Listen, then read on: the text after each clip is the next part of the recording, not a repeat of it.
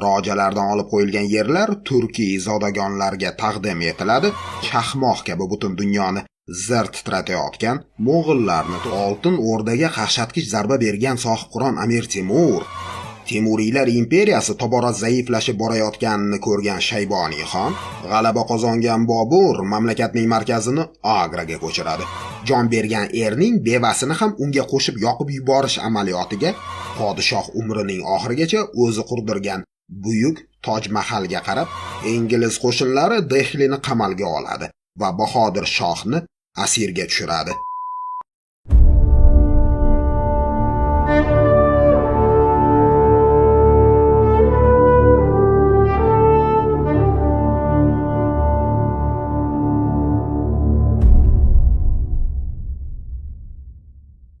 Jahon tarixida shubhasiz o'z o'rniga ega bo'lgan, bugungi kunda madaniy va tarixiy shakllanishga ulkan hissa qo'shgan Boburiylar imperiyasiga e'tibor qaratsak, keling bugun 3-taraf bo'lmish Yevropa, Rossiya yoki Amerika nuqtai nazaridan uning tarixini ko'rib chiqaylik.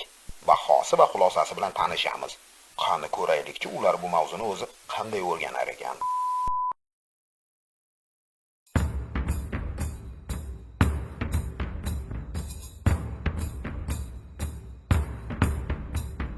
O'rta asrlar Hindistonida yagona davlat va kuchli markaziy hokimiyat mavjud bo'lmagan.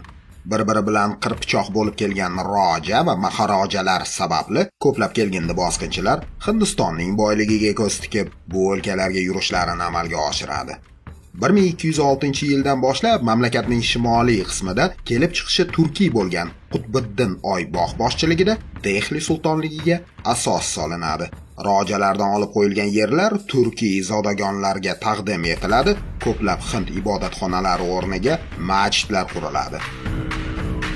Qudratli davlatni barpo etgan Dehli sultonlari 13-asrda ochiq osmonda xuddi qo'qqisdan paydo bo'lgan chaqmoq kabi butun dunyoni zir titratayotgan mo'g'illarni to'xtatishga muvaffaq bo'ladi.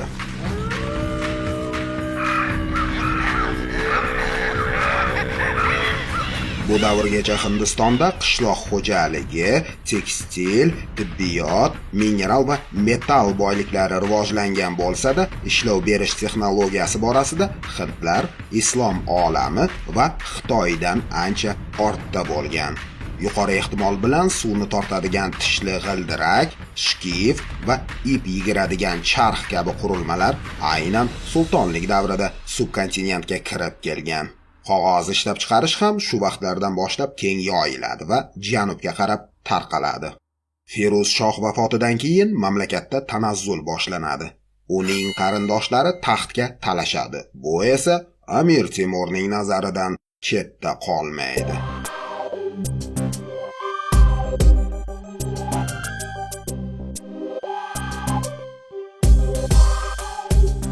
Oltin O'rdaga qaqshatqich zarba bergan sohibqiron Amir Temur Dehli sultonligiga yurishni reja qiladi.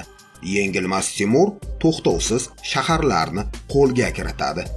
1398-yilning dekabr oyida Amir Temur sezilarli qarshiliklarsiz Dehliga kirib keladi. Sohibqiron Dehlida hukmronlik qilish niyatida bo'lmagan. Tarixda ko'p sodir bo'lganidek, bu safar ham shahar vayron qilinadi. Uning boyliklari va hunarmandlari Samarqandga olib ketiladi. Amir Temurning yurishidan keyin sultonlik chuqur, g'alayonli davrga sho'ng'iydi. Paragraf 961 Boburiylar imperiyasi haqida. Voqealarni 15-asrdan boshlaymiz.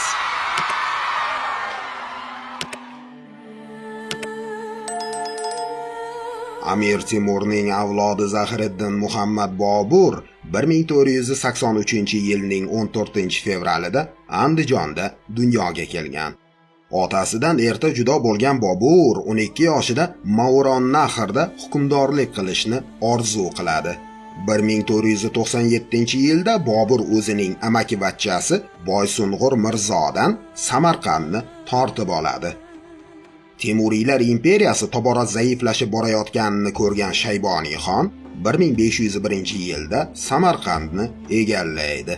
Quvg'inga tushgan Bobur esa Kobulga qochib poytaxtni Muqimbekdan olib qo'yadi. Shayboniyxon o'limidan keyin Bobur Safaviylar shohi Ismoil birinchining yordami bilan Samarqandni qayta egallaydi. Ammo Ismoilning talabiga ko'ra Boburning mamlakatda shiyalik yo'nalishida ish yuritishi aholi noroziligiga olib kelib, bu safar tag'in Ubaydullohxonga mag'lub bo'ladi. Samarqanddagi hukmronlik 7 oy o'tib batamom tugaydi. Bobur endi Markaziy Osiyoga ortiq da'vogarlik qilmaydi. 1519-yil Bobur Kobulda turib Hindistonning shimoliy g'arbiy hududlariga yurishlar qiladi. Bu vaqtlar Ibrohim Shoh Lodi Dehlining sultoni edi. Panipatdagi jangda Boburning 15 ming kishilik qo'shini Lodining 40 ming kishilik va 1000 ga yaqin fillardan iborat armiyasini tormor qiladi. Keyinchalik yana boshqa raqibi Sangram Singh ustidan ham g'alaba qozonadi. Hindistonni egallashda Bobur o'zbek qo'mondonlari, Usmoniylar artilleriyachisi hamda zambarak va miltiqlardan foydalangan. G'alaba qozongan Bobur mamlakatning markazini Agraga ko'chiradi va bugun bizga ma'lum bo'lgan Boburiylar imperiyasiga asos soladi. Yevropada bu davlat buyuk Mo'g'ullar imperiyasi deya tanilgan. 26 dekabr 1530-yilda Bobur Agrada vafot etadi va vasiyatiga ko'ra uning xoki bog'i Boburga keltiriladi. Zahiriddin Muhammad Bobur davlat boshqaruvidan tashqari ijod bilan ham shug'ullangan. Boburnoma uning eng mashhur asarlaridan biri hisoblanadi.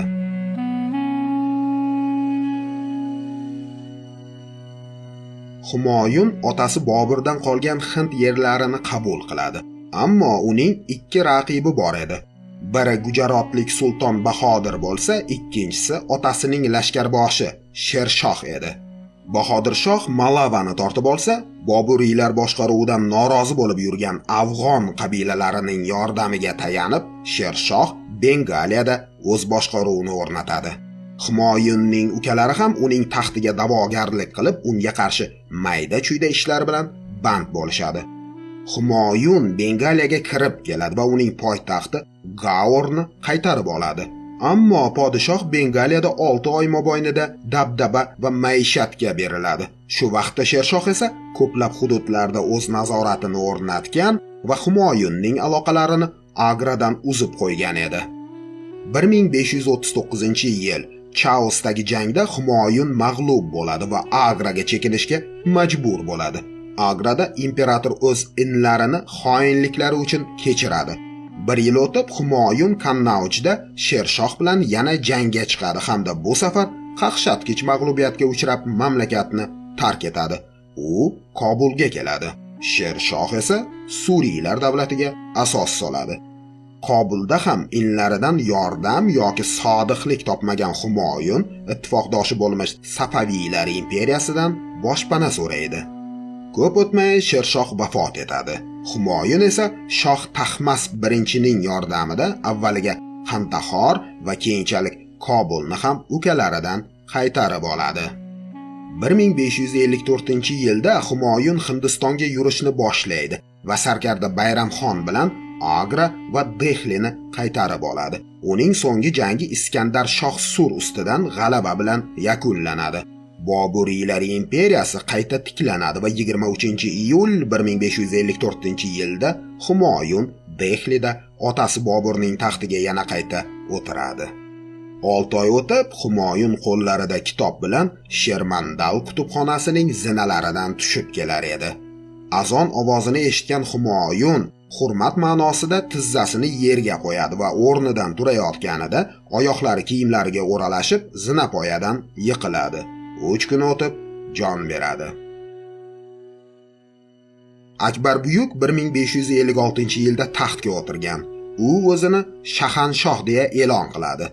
Suriylar davlatida xizmat qilgan Xemu Chandra, Guvalyor, Agra va Dehliga bostirib kelar ekan, Akbar va Bayramxon ikkinchi Panipat jangida uni mag'lub etishadi.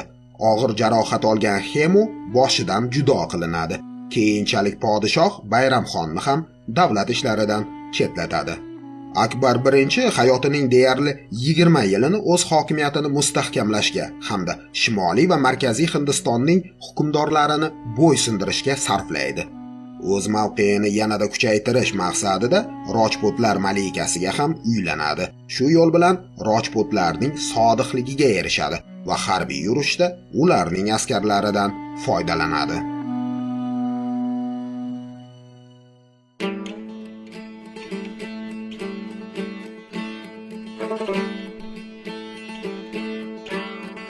Katta otasi Bobur singari Akbar ham savdoni rivojlantiradi, hattoki Avropa bilan ham.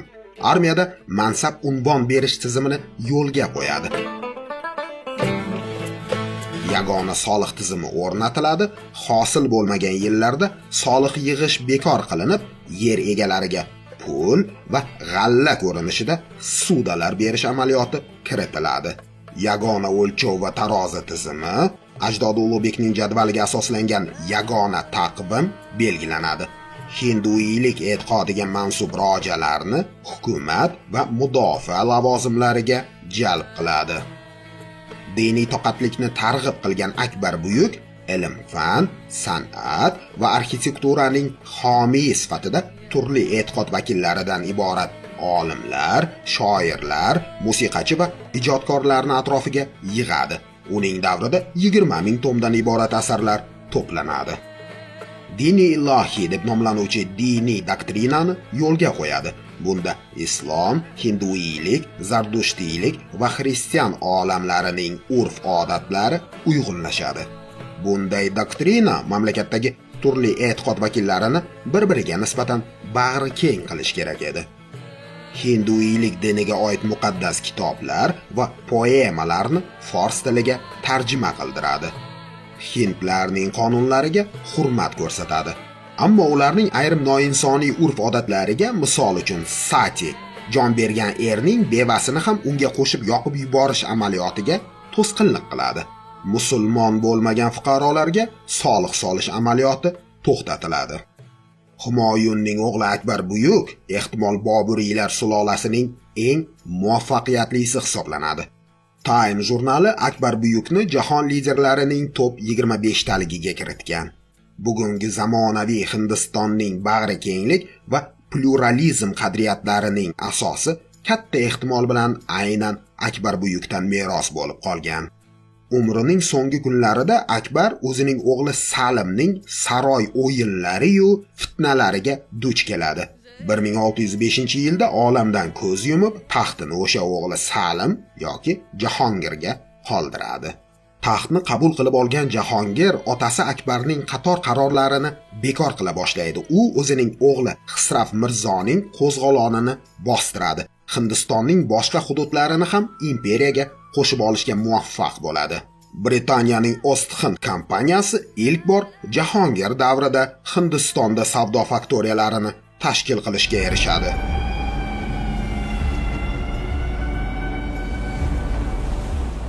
Dekkanda Malik Ambar Boburiylarga qarshi kuchli koalitsiya yaratgan edi. Shuning uchun Jahongir sultonlikka bostirib keladi.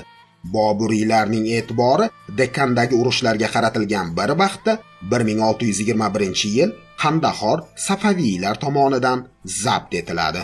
Umrining oxirgi yillarida Jahongir ham saroydagi guruhlar hiylalari yu o'yinlariga duch keladi. Jahongirga qarshi qo'zg'olon ko'targan o'g'li Shohjahon otasi vafotidan keyin o'zini podshoh deb e'lon qiladi. Qarindoshlari va ukalarini qatl etadi.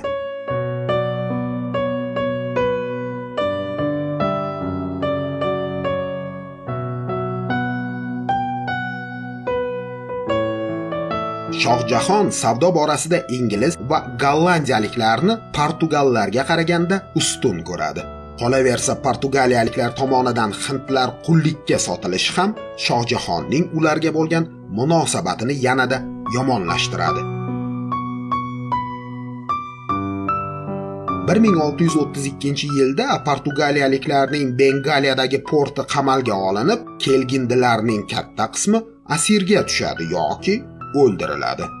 Harbiy ishlar imperatorning o'g'illariga taqsimlab berilgan.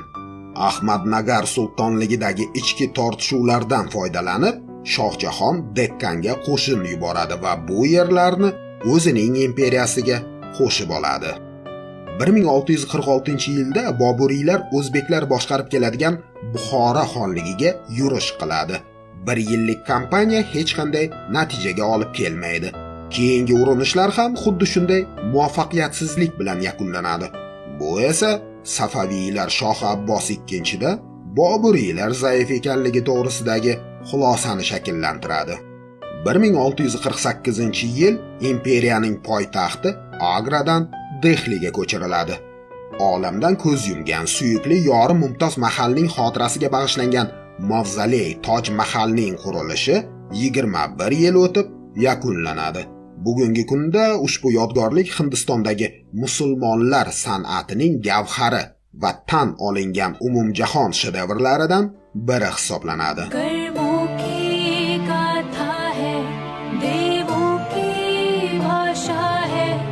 Oradan ko'p o'tmay imperatorning betobligi to'g'risidagi gap so'zlar tarqalishi bilan uning o'g'illari o'rtasida taxt uchun jang boshlanadi. Mazkur urushlarda uning 3-o'g'li Avrangzeb g'olib keladi va afsonalarga ko'ra u otasi Shohjahonni Agraning Qizil fortiga qamab qo'yadi. Podshoh umrining oxirigacha o'zi qurdirgan buyuk Toj Mahalga qarab kunlarini o'tkazgunicha hayotni tark etadi.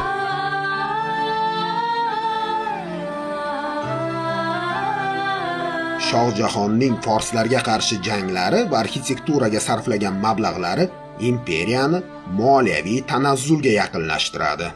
Qirolicha Yelizavetaning tojidagi olmos Ko'hinur va Britaniya qirollik oilasining kolleksiyasidan joy olgan Temur yoquti aynan Shohjahonga tegishli bo'lgan.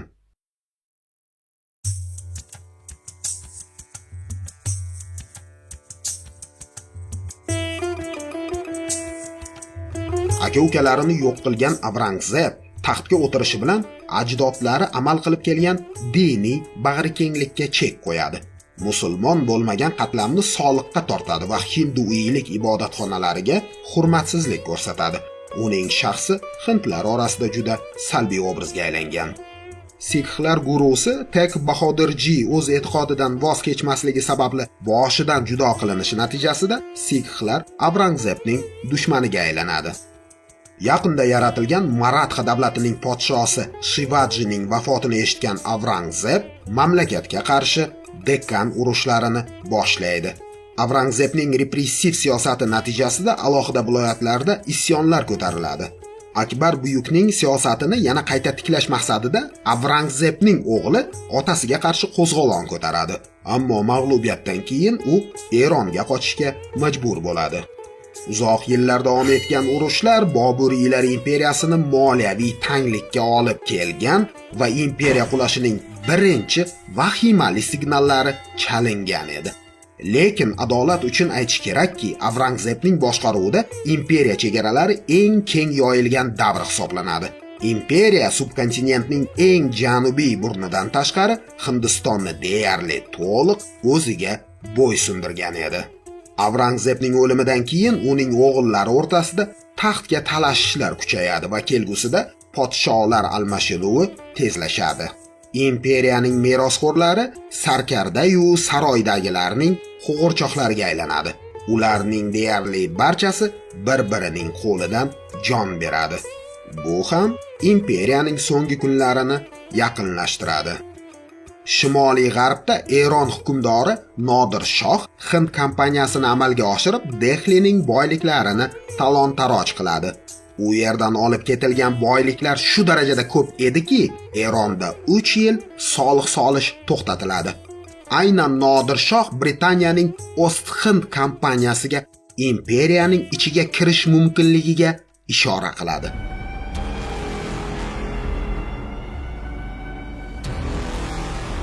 Boburiylar endi ulkan harbiy yurishlarni amalga oshira olmas edi.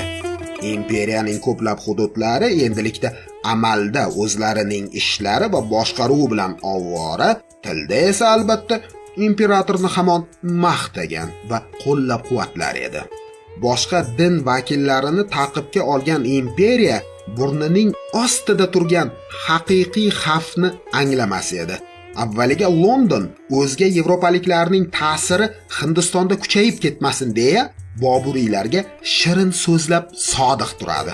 Biroq yevropalik raqiblarini butkul yengib bo'lgach, endilikda Boburiylarga ehtiyoj yo'qligini tushunib yetishadi. Lekin Boburiylar buni hali ham tushunmas edi. Ular Janub bilan birlashib, inglizlarga qarshi turishga shoshilmas edi.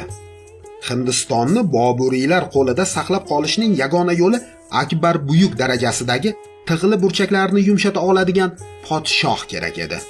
Zahiriddin Muhammad Bobur va Akbar buyuk ikki olam vakillarini totuvlikda qanday qilib ushlab turish yo'lini juda yaxshi bilar edi.